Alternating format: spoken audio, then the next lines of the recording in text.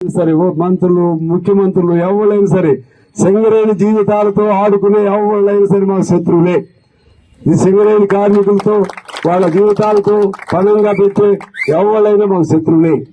మాకు సింగరేణి ఆరాధ్యం, సింగరేణి గుడి, సింగరేణిలో ఉన్న ప్రతి కార్మికుడు మా రక్త సంబంధికులే. ఎందుకంటే వాళ్ళ పేరుతో ఇవాళ నేను ఒక ఎమ్మెల్యే గెలిచాను. వాళ్ళ పేరుతోనే నేను మన సింగరేణి కార్మికులు ఇచ్చిన పోరాట స్ఫూర్తితోనే నేను అని చిన్నప్పటి నుంచి కూడా పోరాటాల్లో ముందు ఉండేవాడిని.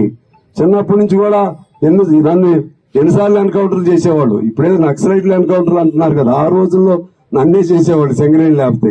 నన్ను లోపల పెట్టి ఎక్కడ పెట్టేవాళ్ళు కూడా తెలిసేది కాదు. పోలీసులు ఎక్కడో పెడితే బావులన్నీ బంద్ చేసి తెల్లారిపాటికి వచ్చి ముట్టలు చేసేవాళ్ళు. ఇది సింగరేణి కార్మికుల చరిత్ర. ఇంత చరిత్ర కలిగిన సింగరేణి కార్మికులు ఒక వ్యక్తిగా నన్ను నిలబెట్టారు. ఇవాళ నా వంతు కర్తవ్యం నేను చేస్తాను, నేను ఒక్కడిని చేసేది కాదు.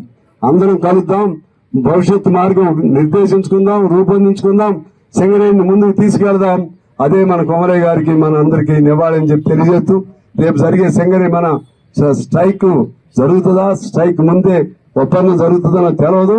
ఒకవేళ స్ట్రైక్ అంటూ జరిగితే స్ట్రైక్ విజయవంతం అయ్యే వరకు కూడా ఇతర యూనియన్లు కూడా మాట్లాడండి, వాళ్ళు కూడా కలుపుకుని కార్మికుడికి మన పెద్దలు సంపాదించినటువంటి మెడికల్ ఇన్వాలిడేషన్ అంటే డిపెండెంట్ ఎంప్లాయ్మెంట్ ఎట్టి పరిస్థితి పోయే సమస్య లేదు, పోకూడదు. అదే సమయంలో ఇంకా సొంత ఇల్లు లేనివాడు ఎవడన్నా ఉన్నాడంటే, అనాథలాగా ఉండేవాళ్ళు ఎవరైనా ఉంటే సింగరేణి. అదేవిధంగా ఉన్న ఇల్లును కూడా నిర్దాక్షిణ్యంగా కూల్చిపారేస్తారు. ఇదేమి ఆనందమో నాకు తెలియదు. వాడు పేదవాడు అందులో బతుకుతుంటే వీడెప్పుడు అట్లా కాలు బయటికి పెడితే చాలు, రేకు ఆ ఇంటి పైన రేకు కదిలితే చాలు, ఆ రేకు వేసుకుందామని ప్రయత్నం చేస్తే చాలు బుల్డోజర్ పెట్టి దాన్ని కూల్చేస్తున్నారు.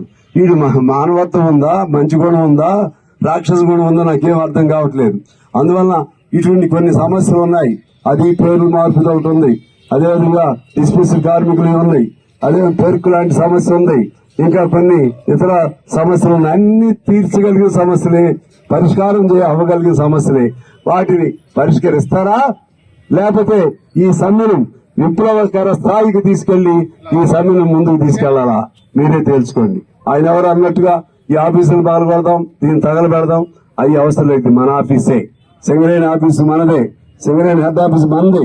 మన కష్టంతో, మన కార్మికుల కష్టంతో నిర్మించుకున్నది. అటువంటి భాష మనకు వద్దు. పోరాటం చేద్దాం, సమస్యల పోరాటాలు చేద్దాం, శాంతియుతంగా పోరాటాలు చేద్దాం, అహింసాయుతంగా పోరాటం చేద్దాం, హక్కులు సాధించుకుందామని చెప్పి తెలియజేస్తూ, మీరు ధైర్యంగా ఉండాలి. ఒక్క అడుగు కూడా వెనక్కి వేయటానికి వీలు లేదు. ఎన్ని ఇబ్బందులు వచ్చినా, ఎన్ని మనస్పర్ధలు ఉన్నా సరే జెండా పట్టి రోడ్డు మీదకి వచ్చామంటే ఎర్ర జెండా బిడ్డలం మనందరం అని చెప్పి తెలియజేస్తూ, మీ అందరికీ మరొకసారి హృదయపూర్వక నమస్కారం.